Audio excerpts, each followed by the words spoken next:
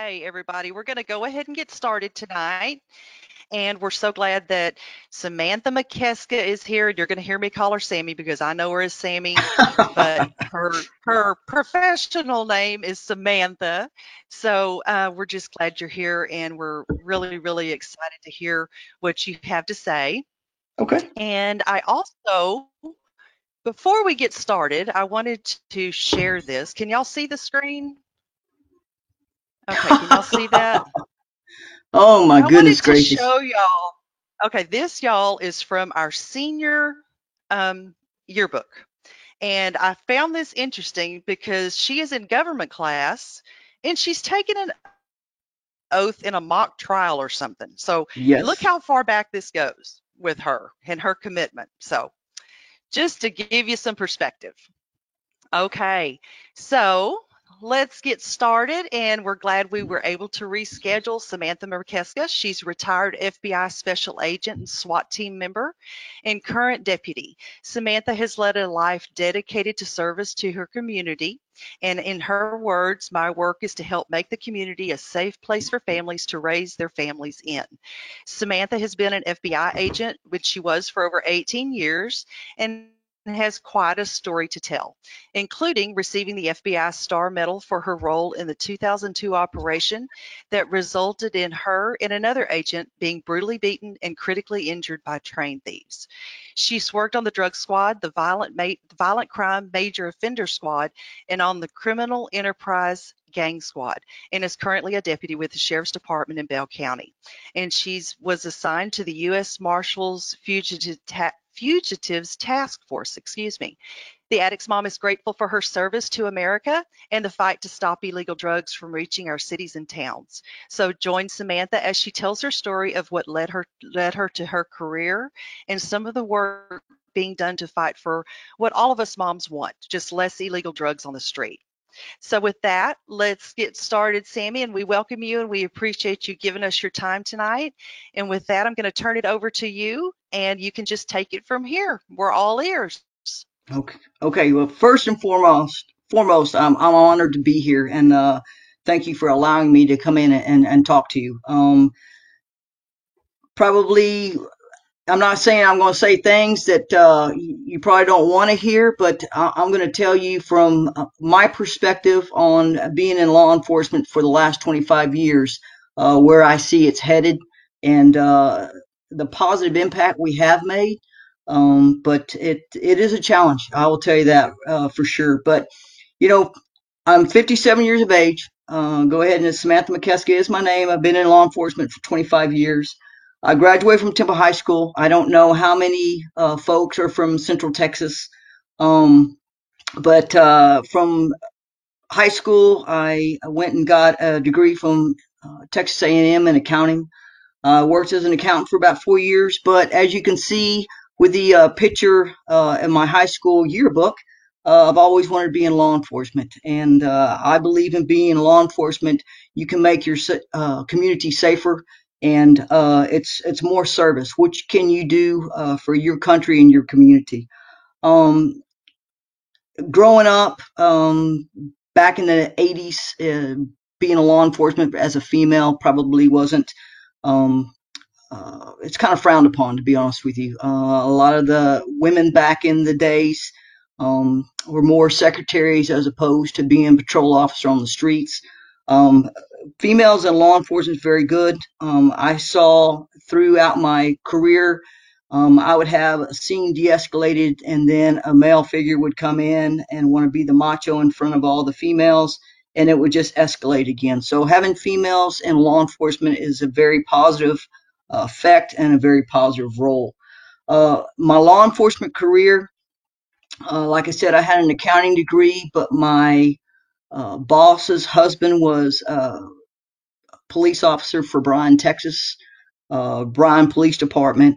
So I started talking to him about becoming a police officer, and then became a reserve officer with Bryan Police Department, and then became full time. Quit my accounting job. I was married at the time. Quit my accounting job and became a full time police officer for the Bryan Police Department. Worked there for 2 years, and then since I had the accounting degree at that time, FBI was looking for accountants So I applied with the FBI. I was blessed and appointed a special agent to the El Paso uh, office in El Paso, Texas. Kind of funny because, being from Central Texas, you really don't know where El Paso is until you go there, and then you really find out real quick where it's at. A lot of drugs, cartels. When I got in the FBI, I was on the drug squad. Vicente Carrillo Fuentes, the Juarez cartel, we worked. And we also worked the Chapo Guzman, which is a Sinaloa cartel, bringing huge loads of drugs into the United States, 500 kilos at a time. I think one of our loads that we got in a tractor trailer was 27,000 pounds of marijuana. When I started working gangs, I started seeing a lot of black tar heroin. That was their drug of choice. Not too much cocaine, but I did see the cocaine also. In the FBI, I did work with the FBI for 20 years. While I was in the FBI, I did get involved in Hispanic gangs. The Hispanic gangs were tied to the Juarez cartel and the Sinaloa cartel. So the gangs were kind of more of a middleman.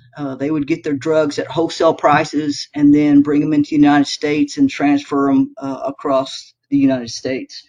Worked two huge RICO cases. RICO is racketeer influence, corrupt organization cases. My first one was as a Barrio Azteca gang. And like I said, they were tied to the Juarez cartel. The first one was 27 defendant indictment. We got, I think, 25 convictions on that. One individual still at large.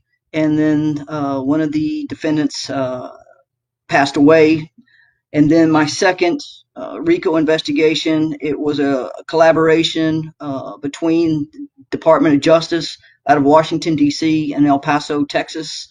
And we were working defendants in Mexico and also defendants in the United States. We had 23 defendants in the United States and 12 defendants in Mexico.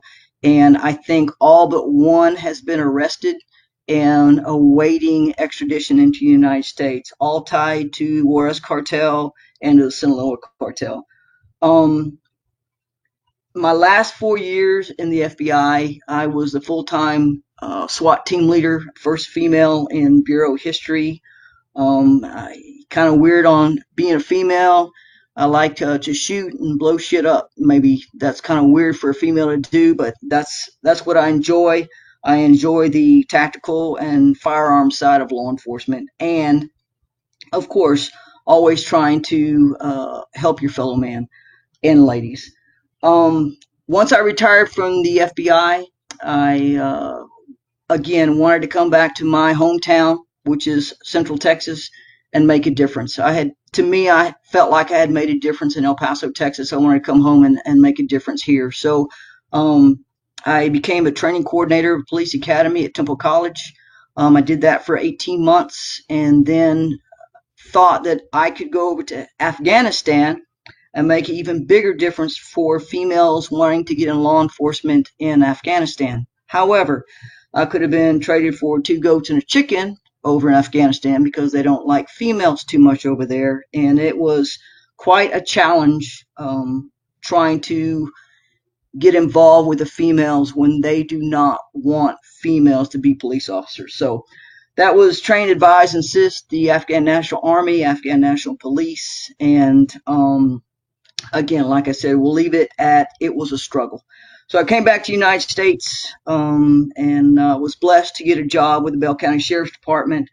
Became a deputy for about a year and then promoted to corporal. So I started doing a little bit more mentoring and leading the deputies underneath me. And then just 5 months ago, I took a job, still a deputy with the Bell County Sheriff's Department, but I'm assigned as a task force officer to the United States Marshal Service. Kind of getting into some issues that I see as a law enforcement.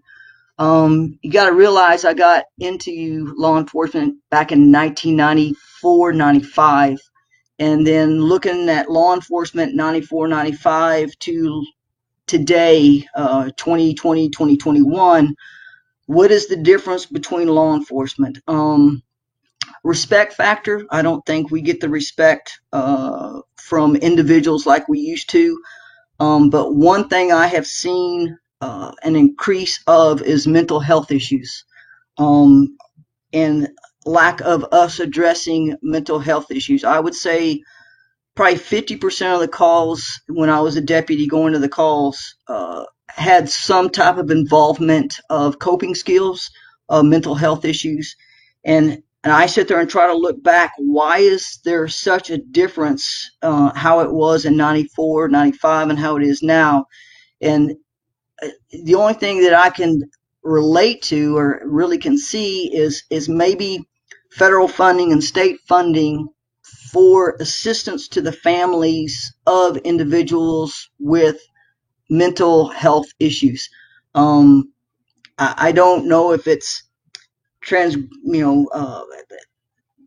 the funding has decreased. I don't know if it's not being put in the right places, but I see a huge issues with families struggling with their kids and their family members with mental health issues. And this being said, and I think you guys can relate to this, is if you don't get needed drugs, then you start self-medicating. And the one drug that I see that individuals self-medicate with is methamphetamines, prescription medication, and heroin. So they've got to get relief somewhere and somehow because they have so many demons inside their head. I have spoken to a lot of folks that they see things that I just don't see, but you can't sit there and tell them that, no, I don't see things, and because that'll send them into another whirlwind downhill spiral. So you've got to try to understand and relate to where they're coming from. Um, as far as the drugs and all the work that the United States is doing for drug trafficking, folks, it's law, supply, and demand. As long as we demand the drugs, they're going to supply them. As long as there's profit in it, they're going to keep on growing the drugs, and it's going to still keep on coming over. Now, is it as an abundance like it was when I first got on with the FBI? We would see 500 kilos at a time, 100 kilos at a time come across in tractor trailers. I didn't see that as much uh, towards me getting out of the FBI. They would come in smaller loads because they didn't want it to get seized by, of course, the United States government. But it's a tough war, and are we ever going to win the war? I don't know. I would say probably not, as long as you still have that demand for illicit drugs. Another issue that I have seen is, and we can talk about this later, and it's just kind of food for thought for you guys to ask me questions and make me a better person with this. But it's an addiction. I mean, these individuals, it's kind of like addictive personalities. I mean, they're addicted to drugs, but it's kind of like addicted to a different subject matter. So, what can we do to help the addiction? Um, Try to understand it as much as we can. But I see it as when people have the addictive personality, it's very difficult for them to turn around and walk away from something. It's kind of like a hoarder. If they, I mean, I'm not trying to compare the two as far as drug trafficking and a hoarder, but it's still that same addictive personality. Once they have it in their mind, they don't feel like they can walk away from it or let it go. It's just it's a disease, and it's a struggle, and I see it day in and day out on the streets, especially with methamphetamines. Once people have done meth 2 or 3 times, it's kind of like they like that high, and it's an escape. A lot of people cannot deal with the struggles and cope with the world these days, so they self-medicate. and it takes them away from the struggles that they have, be it financial, be it personal struggles within their minds. So those are some of the things that I see. Um, I would like for you guys to enlighten me. If you have any questions, please send them to Terry, and maybe we can, like I said, this is helping me uh, become a better deputy because I can address things a little bit better on the streets. Another thing that I see too is when we arrest individuals for self-medication and they have mental disorders, we throw them in jail. Are they getting the care they need when we throw them in jail? I would have to say no. I don't know what the answer is to that. Um, it's going to be a funding issue, and jails are probably the biggest mental health facility that we have that doesn't address mental health issues. So, with that being said, I know I'm rambling on here. Um, I would be more than happy to answer any questions that you have. Samantha, thank you so much for that. And when you have a chance at the end of this, I hope you scroll back up to the chats and start at the top and read all the wonderful comments that people are sending you. One thing I do want to ask you, Sammy, and if you don't want to answer this, it's perfectly fine, but I know you've mentioned it in your bio. You have been through so much out in the field, and you've got a vast experience, that it would probably, I would assume, take many, many, many people to experience what you have experienced. But when you were, working in the train, thieves attacked you. Yes, ma'am. Were you alone? Were you alone at that time, or were you on the Texas border? It was New Mexico border into Anapra, Mexico, and the gang that jumped me. I was not alone. I we had like 60 guys on the train, and but we were separated on the trains because what they would do is break into their train robbers. I mean, it sounds like 1800 Wild Wild West, but they're train robbers. They would cut a hole in the fence in Anapra, Mexico, and then come over and pull the pins and separate the trains and then break into the cargo, and they would steal all the cargo out of these trains and sell them at the swap meet in Mexico. So what we were trying to do is help the railroad police out and get on the trains and ride the trains in, so when they jumped up on the car, we could apprehend them or apprehend them on the ground while they were still in the United States. So basically we had two teams up towards the front. Bottom line, we were dropped off in the wrong place, and the majority of the team that was supposed to address the hole in the fence was probably about a mile away, and the two teams of six had to address all the train robbers. So we had a guy hop up on our container, and basically we were kind of hidden down in the train cargo area, but they saw us and he hopped off, and before one of my guys could grab him, he's off running, telling everybody on the ground that we're on the train. My mission that night was chase runners. I jump off the train. I call out to my team leader that we've been compromised from a SWAT term, execute immediately. I'm thinking when I said compromise, all the guys are going to jump off the trains and would apprehend the bad guys that were in the United States. Well, they didn't. They said my voice didn't seem heightened enough, and they didn't execute all the rest of the individuals on the train. So I was there by myself. I caught him before he went into Mexico, and then I get picked up. He gets picked up, and we get shoved through a hole in the fence, and then I get the living bejesus beat out of me. I had bruises all over my body. It broke a vertebrae in my neck. I got plate and four screws in my neck. It broke my L1. It crushed the orbital bone in my eye. It tore my retina. So, but again, the way I look at it, I chose this profession. I chose this field. So you take the good with the bad. I always tell myself, maybe I was getting a little cocky. God can put you on this mountain, but he can knock your happy ass back off the mountain. So it humbled me. That whole experience humbled me. I quit breathing at the hospital. They didn't think I'd make it through the night. So the way I look at it, God put me on this earth and kept me on this earth for a reason, and maybe He kept me on this earth is to try to help others, and that's what I'm here for. Well, thank goodness for that. And thank you for sharing that with us. That gives us Yes, ma'am. some more perspective of what you've done for us. And we're going to start with some questions. And like I said, at the end, you got to read all these comments because they're all they're just wonderful. So the first one says, thank you for your service to our country and our people. Your career seems like it's been amazing, and I feel like I should have done a bit more with my life.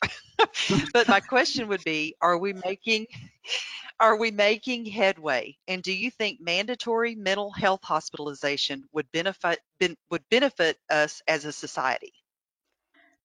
Yes, and yes. I do think we're making waves in the drug war. Are we ever going to win it?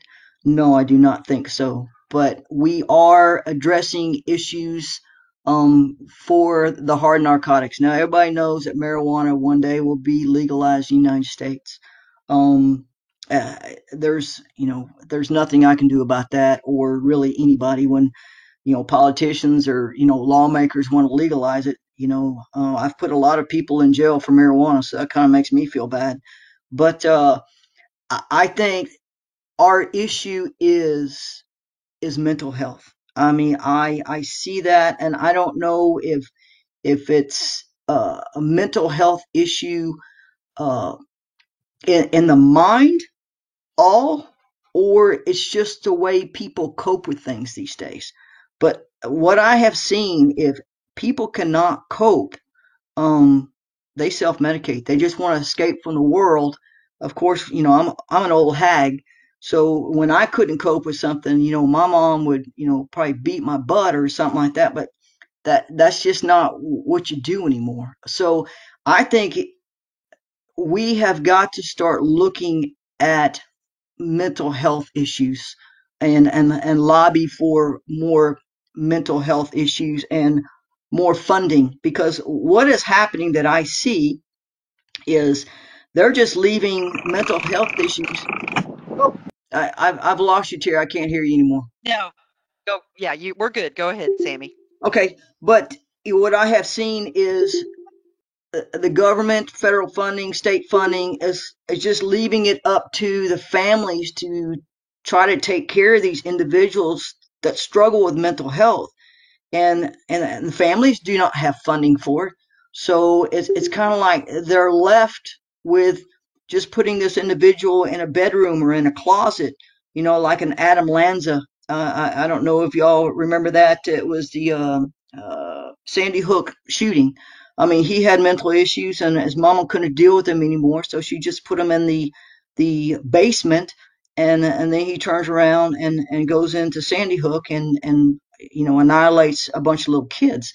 I just think from a we need to get more involved in the mental health side of the house. I mean, we used to have state hospitals, and the state hospitals would keep them there longer than 2 weeks. Somebody's not going to be uh, cured in 2 weeks. And to me, we need to assess them in a secured area before we release them back into the main world, if you want to look at it from that. But yes, long story, short sentence or short question long. Yes, I think we need to look at and make it mandatory for mental health. Okay. And the next comment in question, Kim says she lives in Oregon and they decriminalized. And what are your thoughts on that? Decriminalize what kind of narcotics are we talking about here? Hi, Samantha. We decriminalized personal possession in what they say is small amount. I don't know what that is. Heroin, methamphetamines, cocaine, pretty much anything. Yeah, I Marijuana had is legal here, both recreationally and medically. So marijuana isn't an issue, but yeah. Yeah, I have issue with that. I can't go to Oregon and then let them know because they probably really don't care if I have issue with that. But I think the hard stuff, heroin, meth, I've spoken to a lot of individuals on meth, and they have advised that they're pretty much hooked on it after 2 times of use. So, okay, you have, 2 times of use on methamphetamines, it's user quantity, so we're not going to get arrested for it. But then you your amount that you ingest becomes bigger and bigger and bigger and bigger, and then you get to the point where you really don't know what you're doing. So, yeah, I have for harder drugs. I have issue with that. I mean, I think that it still should be illegal to possess heroin, methamphetamines, cocaine, any hard drugs. A lot of Xanax. I see a lot of kids these days just, ODing on opioids, and probably 8 months ago, I gave a guy Narcan. I've never had any kids, but to see a life come back, it was amazing to me. And that was because of uh, user quantity opioids. So yeah, I'm sorry to hear that. I did not know that they decriminalized harder drugs user quantity. Thank Okay. you. Okay. Have you witnessed parents on the scene with their sons or daughters who are addicted? And what is the best you have seen as far as how the folks have dealt with it? That is a good question. What I have seen is just total frustration, to the point where the parents just give up. And like I'm saying, the people that I see, they have schizophrenia, they have bipolar, they can't deal with life, so what do they turn to? They turn to meth. And the parents look at us saying, well, what can we do? We do have a CRD unit, which is crisis response, that deal with our mental health issues. If they're paranoia, schizophrenic, bipolar, we typically get one of our CRD guys to come out to see if we can't get them to self commit to MHMR. A lot of problems that we're having these days on mental health facilities is insurance. So a lot of folks do not have insurance for their kids, especially if their kids are over 22 years of age. So they're not on their health insurance plan, and they're basically no place for these individuals to go. And I see a total frustration with the parents. They have nowhere to turn besides um, law enforcement, and they get locked up. If we find uh, you know, I don't lock everybody up. I'll be honest with you right now. I don't lock everybody up. If it's a quantity that I may be able to get them help and not throw them in jail, then that's the route that I will take. Now, all law enforcement do that? No, they don't. But again, that's the route I take because I don't see that they're going to get the help that they need locking them up in jail for possession of a controlled substance. So I'll try to get my CRD guys to come out there, talk to them, see if we can't get them involved in some type of MHMR. That's pretty much our outlet. Or again, talk to the parents and see if there's a facility that they have insurance that we can send them to try to kind of kick the habit. Well, you hit that right on the head because this group is full of moms who are they reach the end of their rope. They feel like, Mm-hmm. Mm-hmm. because everywhere we turn, our hands are tied, for whatever reason. So, I mean, we totally. So the next question, she says, this may be an Yeah. ignorant question, but has the drug use created the mental health issues? In some cases, I mean, obviously not all, but And that is not a stupid question at all. And it's kind of 50-50 on that. Again, I think not having being diagnosed as schizophrenic or bipolar or any type of mental health, borderline paranoia, anything like that, people sometimes just don't like to cope with the world. or the boyfriend broke up with them, girlfriend broke up with them, and they self-medicate. But a lot of times, what I see is individuals that have a predisposition or borderline of some type of mental health, and again, they can't afford or have never really been diagnosed from a mental health standpoint. And for them to be able to cope with life, they self-medicate with meth or something stronger, heroin. But the drug of choice down here in Central Texas is going to be meth and prescription medication, Xanax, a lot of you know kind of zone you out a little bit drugs, so you don't have to deal with life. Okay, and Nancy asks, what are some ways we as citizens we can do to advocate for mental health, and where do we start? I would start with your politicians. I mean, I think it's going to be because you're going to need the funding. So, if you've got somebody that, lobbies for mental health issues and facilities and funding, it's going to have to be a law to get it on board to see if we can't get more funding towards mental health issues and more facilities for mental health issues, and also facilities for individuals who can't afford to put their families in mental health facilities. Because again, a lot of times, if you don't have insurance, well, guess what? You're not going to get the help that you need. And I believe, unfortunately, we do put people in jail, but I don't think that they get the mental health assistance they need being locked up. And that would be in Bureau of Prisons, which is the federal side, would be Texas Department of Criminal Justice, was the state side for us. I just don't see that enough is being done to get inside people's heads. And I think a lot of this, because it's an addiction, again, it's an addictive personality, that's just the way these kids are wired.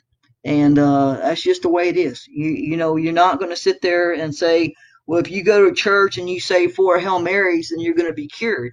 I mean, that's just not going to, help. Or you go to counseling. It's something that is wired in individuals' heads, and we need to address that problem a little bit better than what we do. Good deal.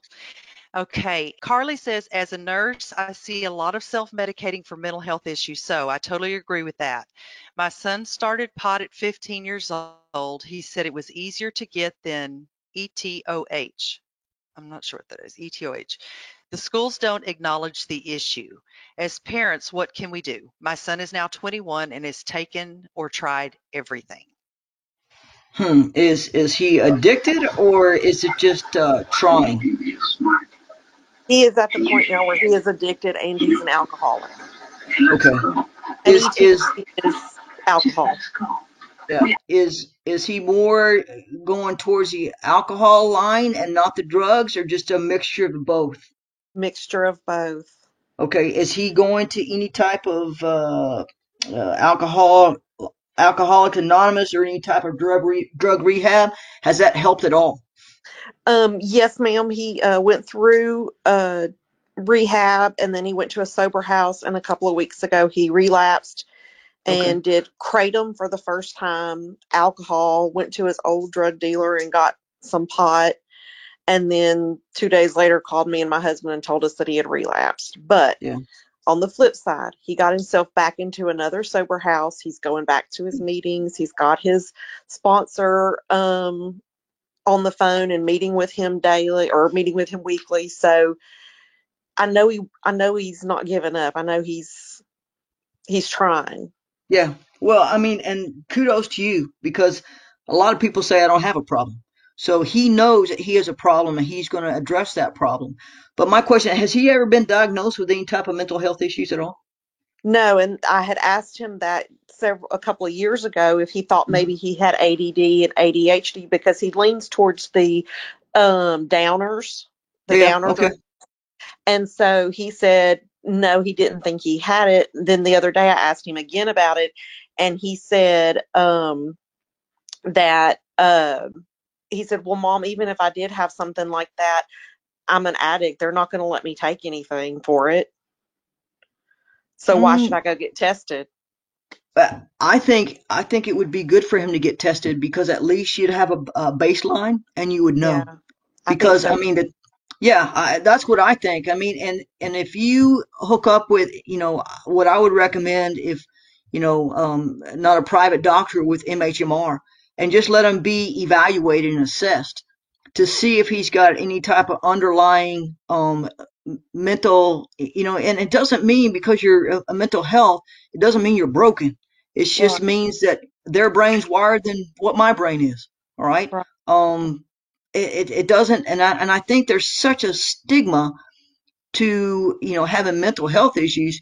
People just want to say, "Oh, I don't have mental health issue. I'm fine. Nothing's wrong with me."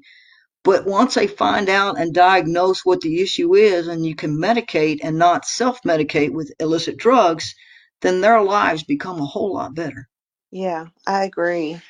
Well, and And that's, I but think you know I think something? I'm sorry. Go ahead. in that respect, no. All I was going to say is in that respect too. I think that uh, that's another part of shame. One of our big slogans and sayings that we share in TAM, the Addict's Mom, is sharing without shame. And I think that people who are addicts are ashamed of that, and they're also, because of society, are made to feel ashamed of a mental health issue. And Correct. when there's no reason, so hopefully we can, maybe this will start us off and we'll get some things going in the right direction for all of us, because I think that's the root of a lot of it, like you said, Sammy. So Yeah. thank you for that. Okay, next question. Do you have any suggestions if your adult child will not even admit there is a problem? Some of it is a mental health issue. She has lost 3 friends to overdoses in the past year. You got to be able to admit to be able to start helping yourself. And if you refuse that there's a problem, self-admitting is the biggest step to success in kicking the habit. Um, I don't have any suggestions besides, counseling, talking to her if she'll even talk to you, or try to get assessed. So I wish I could save the world, guys, because if I could, I'm telling you, I would. It's just, it's a struggle out there, and that's unfortunate. Thank you for that. And how many programs are available to police officers to make them aware of your knowledge and to create your awesome mentality towards our addicted children? I'll be honest with you. There's not a lot of programs. We have a 40-hour CIT course, and that basically talks to us about uh, we call it crisis intervention, and all the police officers are required to take that class. I'm getting a little bit of feedback here, Terry. Okay. All of us are required to take that class. I will tell you that a lot of my colleagues feel the same way I do. From a law enforcement perspective today, pushing forward, I think that the mental health issues and being having to address mental health issues is getting a whole lot better than what it was. But this is through uh, Texas law enforcement. I don't know how other states handle their mental health issues. I just can only address it from a Texas standpoint. Okay, well, I think we reached the bottom of the questions. But Sammy, you got to read all these comments. You got a lot of kudos here. Yeah. And so Well, with then. that, I mean, all I want to do is first of all thank you. I mean, it meant a lot for you for us to be able to hear you, and I think we learned a ton from you and get a lot of admiration here in the group. But I do have a question for you. Yes, ma'am. What award did you get right before this meeting? Uh, Deputy of the Year. Oh, there Yeah. you go. Yeah. And I got. y'all, Yay. so Yeah. Sammy, Yeah. I got Sammy, Deputy of the Year, and then also life saving for the Narcan, saving that man's life. I'm telling look, you, you guys are, God bless you. That's all I got to say, because if I saw my child in that predicament, It's a struggle. It's a struggle for y'all. So y'all are suffering just as much as they're suffering, but they're suffering too. We just got to figure out what's going inside their head that's making them tick. So it's nothing that how they were raised.